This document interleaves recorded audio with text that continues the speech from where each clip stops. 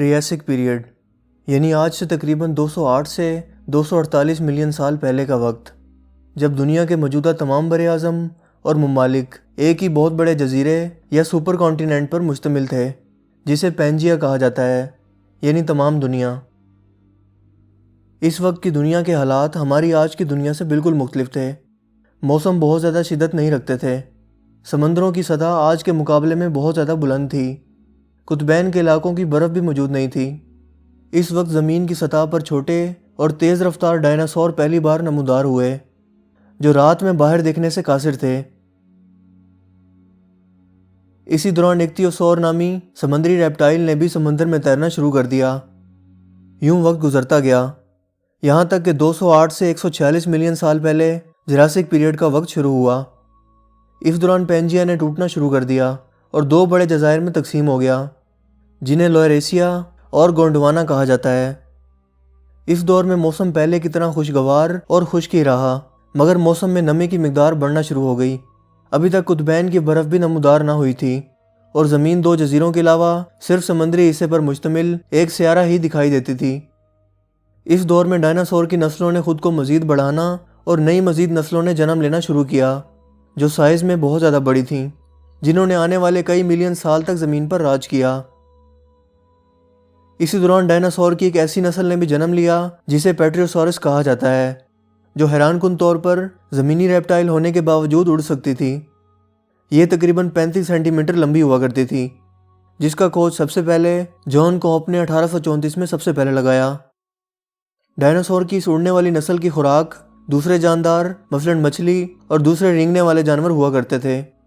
اپنے تیز ترین دانتوں، لمبی دم اور بڑی جسامت کی بدولت اس نسل نے آسمان پر راج کیا۔ اس اڑنے والے ڈائناسور کی نسل کے سب سے پہلے فوسل کو آرکیوپیٹرکس کہا جاتا ہے۔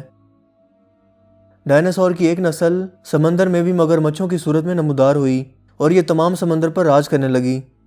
یہ سائز میں اتنی بڑی تھی کہ اپنے سے کئی گنا بڑے ڈائناسورز کا شکار کر کے اپنی بھوک مٹاتی تھی۔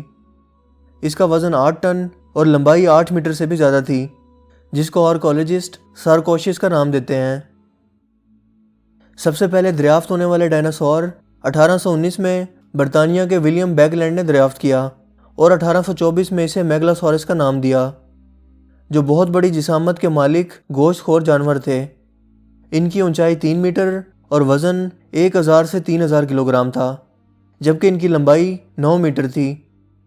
اپنی دو مضبوط ترین ٹانگوں، تیز دانتوں اور پنجوں کی بدولت یہ ڈائناسور اپنے سائز سے کئی سو گنا بڑے ڈائناسورز کا بھی شکار کرتے تھے، جبکہ حالیہ دریافتوں کے مطابق یہ انتہائی ذہانت کے بھی مالک تھے اور حکمت عملی بنا کر موقع کے حساب سے شکار کرتے تھے، جس کی نسل کا مقبول ترین کردار ٹی ریکس نامی ڈائناسور ہے، جسے اکثر آپ ہالی ووڈ کی فلموں مثلاً جراسک پارک میں دیکھتے رہتے ہیں۔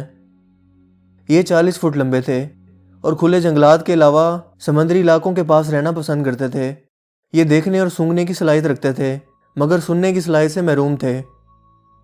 اس طرح کے خطرناک گوشت خور ڈائناسورز کی مزید بہت سی نسلیں بھی وجود رکھتی تھیں، مثلاً سیپنوسورس، بیریوسورس اور جینٹوسورس وغیرہ۔ جہاں تک ڈائناسورز کی رنگت کا تعلق ہے، اس کا ٹھوس جواب کسی کے پاس موجود نہیں، کیونکہ جانوروں کی جسامت کی رنگت کا تعین مخصوص کیمیائی مادے کے ذریعے ہوتا ہے جو فوسلز بننے کے دوران اپنا وجود کھو بیٹھتا ہے، لہٰذا اس کی شناخت ممکن نہیں۔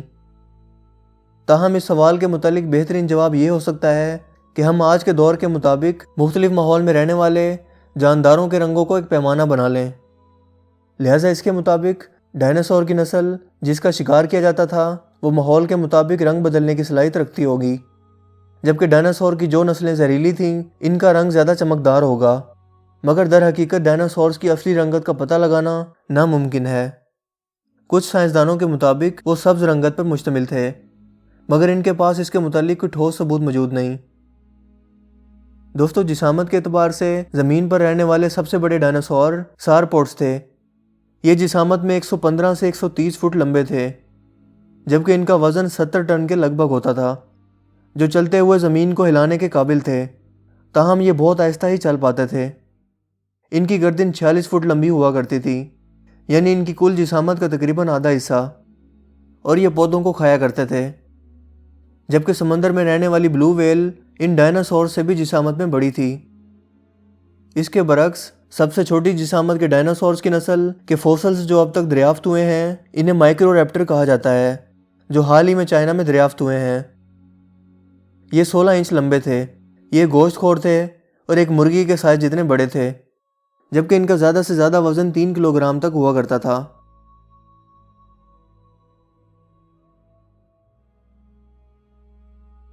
65 ملین سال پہلے کے وقت کو کیریٹیس پیریڈ کہا جاتا ہے۔ یہ وہ وقت تھا جب آتش فشاں پھٹنے کی وجہ سے زمین پر موجود صرف 2 براعظم لوئراسیا اور گونڈوانا ٹوٹ کر مختلف ٹکڑوں میں تقسیم ہونا شروع ہو گئے اور آج کے موجودہ براعظم اپنی باقاعدہ شکل میں وجود میں آئے۔ اس وقت میں سمندری سطح آہستہ آہستہ گرنا شروع ہو گئی اور موسموں کی شدت اثر انداز ہونا شروع ہو گئی۔ قطبین کے علاقوں پر درجہ حرارت بہت کم ہونے کی وجہ سے برف جمنا شروع ہو گئی اور یوں بڑے بڑے گلیشیئر اور برف کے ٹکڑے جو براعظم انٹارکٹیکا اور دنیا کے دوسرے علاقوں میں موجود ہیں وجود میں آئے۔ اسی 65 ملین سال پہلے کے وقت میں آتش فشاں کے پھٹنے کے دوران زمین پر ایک عظیم قیامت رونما ہوئی، جس کے آگ کے گولوں نے زمین پر موجود ڈائناسورز کو صفحہ ہستی سے مٹا کر رکھ دیا، جبکہ پرندوں اور تمام سمندر کی گہرائی میں موجود کچھ مخلوقات مثلاً مگرمچھ اور میگلاڈون شارک وغیرہ اپنا وجود بچانے میں کامیاب رہیں۔ تاہم ڈائناسورز کے خاتمے سے متعلق ایک دوسرا مشہور نظریہ بھی موجود ہے جسے کارٹیئس تھیوری کہا جاتا ہے، اور اسے زیادہ تر سائنسدان تسلیم کرتے ہیں، جو 1980 میں لوئس ایلوریس نام کے فزکس کے پروفیسر نے پیش کی، جس کے مطابق ایک بڑا شہاب ثاقب جو 4 سے 9 میل یعنی 6 سے 15 کلومیٹر لمبا تھا، وہ 65 ملین سال پہلے زمین کی سطح سے ٹکرایا، جس نے زمین کی سطح کو تقسیم کر دیا۔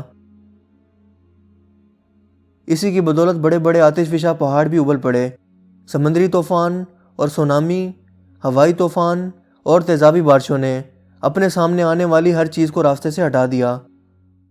اسی دوران شدید دھول اور گرد نے بھی جنم لیا، جس نے کئی ماہ تک ماحول کو گھیرے رکھا، مگر سورج کی روشنی کی بدولت جب فضا صاف ہوئی تو درجہ حرارت گرنا شروع ہو گیا۔ اس دوران بچے کھچے جو جاندار بدلتے درجہ حرارت کو نہ اپنا سکے وہ اپنا وجود کھونے لگے۔ ڈائناسورز کے فوسلز دنیا کے مختلف ممالک مثلاً امریکہ، آسٹریلیا، چائنا، انڈیا، برطانیہ، ارجنٹائن اور پاکستان میں بھی دریافت ہوئے ہیں۔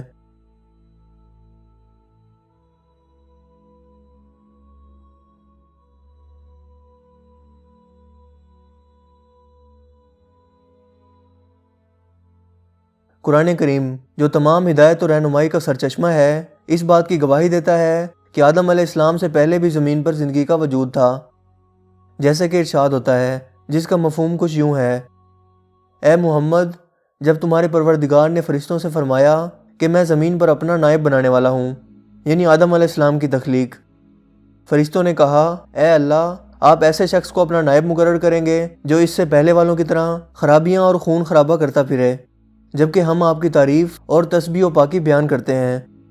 اللہ پاک نے فرمایا، میں وہ باتیں جانتا ہوں جو تم نہیں جانتے۔ دوستو، تقریباً 65 ملین سال پہلے اتنی بڑی مخلوقات کا زمین پر موجود ہونا کوئی حیرانگی کی بات نہیں، کیونکہ ان کے بعد دنیا پر تشریف لانے والی مبارک ہستی حضرت آدم علیہ السلام کا قد مبارک 60 گز لمبا تھا، جو آسمان پر موجود فرشتوں کو سلام کیا کرتے تھے، مگر وقت کے ساتھ انسانیت کا قد کم ہونا شروع ہو گیا۔ بہرحال اسلام ڈائناسور جیسی مخلوقات کے وجود کو رد نہیں کرتا، مگر ان مخلوقات کے رہن سہن، ان کی بناوٹ اور تباہی سب سائنس کا علم ہے، جس کا اسلامی عقائد سے کوئی لینا دینا نہیں، اور نہ ہی اس طرح کی دریافتیں ہماری موجودہ زندگی پر اثر انداز ہوتی ہیں۔ قرآن اور سنت انسانیت کی رہنمائی اور سیدھا راستہ دکھانے کے لیے نازل ہوئے ہیں۔ تاریخ، جیوگرافی، زمینی اور بایولوجیکل حقائق قرآن کریم میں صرف اس حد تک موجود ہیں جتنا انسانیت کے لیے ضروری تھے، ورنہ جس وقت قرآن پاک کا نزول ہوا اس وقت بھی بہت سے ایسے جاندار موجود تھے جن کا ذکر قرآن کریم میں موجود نہیں۔ واللہ عالم۔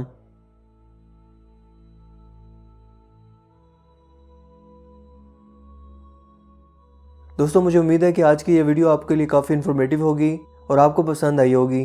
اگر ویڈیو آپ کو اچھا لگا تو اس ویڈیو کو لائک کیجئے اور دوستوں کے ساتھ شیئر کیجئے۔ آپ اپنی رائے کا اظہار کمنٹس میں بھی کر سکتے ہیں۔ میرا نام ہے حسیب شفقت اور آپ دیکھ رہے ہیں ہنسی ٹی وی۔ میں ملوں گا آپ سے ایک نئی انٹرسٹنگ ویڈیو میں، تب تک کے لیے اپنا بہت سا خیال رکھیے گا۔ Thanks for watching this video. اللہ حافظ۔